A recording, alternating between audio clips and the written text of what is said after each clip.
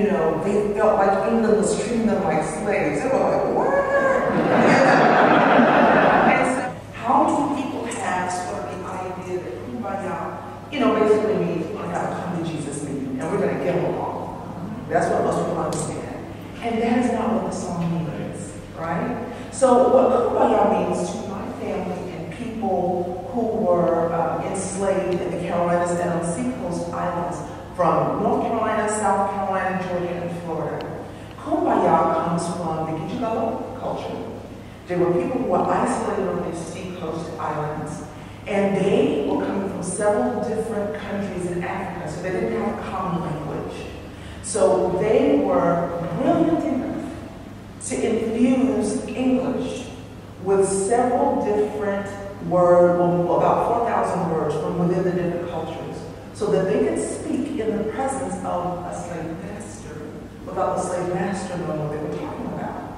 So kumbaya is actually a direct request to God that we are going through so much hurt and pain and turmoil that kumbaya would just come by here.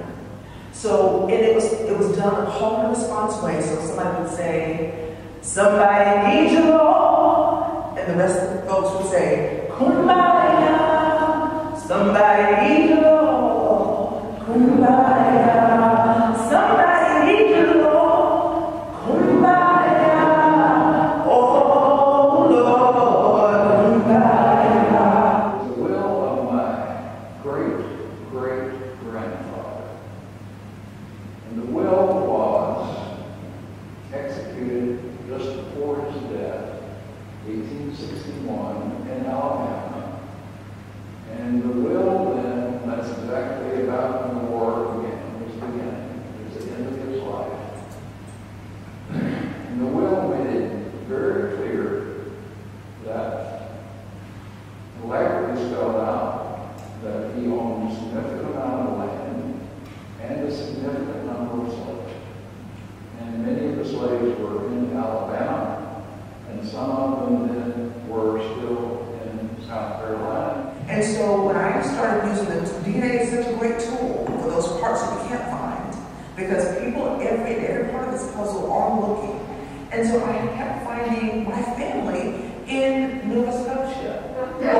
And just reading the one narrative from my great-great-uncle Charlie, I was able to identify the plantation, which I had heard about, you know, my whole childhood, and never knew that my family had a connection there. And my family's cemetery is actually on this property. It was only the second family who's on this home that my family built.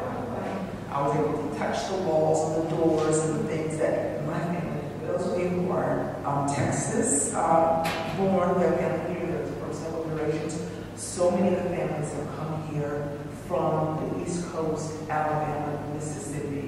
And so even when I sing some of the other songs that are more widely known in the African-American community, most of those audiences know the songs. And I say, like, how do you know that song? Well, my great-grandmother used to sing that song. And I say that it's because your family are from all the places that my family are from. So when they couldn't travel with their family, they brought their music and their stories with them.